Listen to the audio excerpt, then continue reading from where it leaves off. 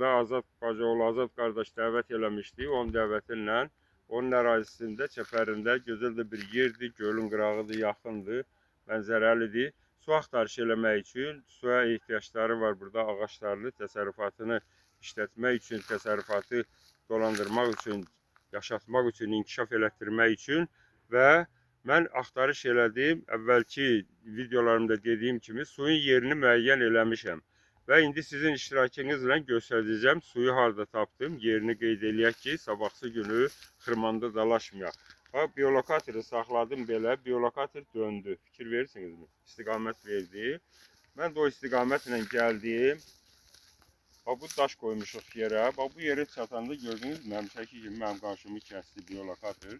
Biolokator bununla demək istəyir ki, bu ərazidə qardaşın axtarmış olduğu, ona lazım olan qazıb çıxartmaq istədiyi su buradadır, bu ərazidədir. İnşallah onun dərinliyini də ənənəvi ayaq vurma metodundan yoxlamışam. 14 metradır, suyun gücü də normaldır, bir 20-25'lik su var yəqin ki burada. 2 xətdir. İnşallah birini qazar çıxardar, sonra da birisini. Bizdə olduğuna görə, 14 metr olduğuna görə heç maşın çıxarmağa da dəmir. Yer də biraz relief elədir ki, maşın girməsi çətindir. 14 metrdən alsan qazırlar inşallah.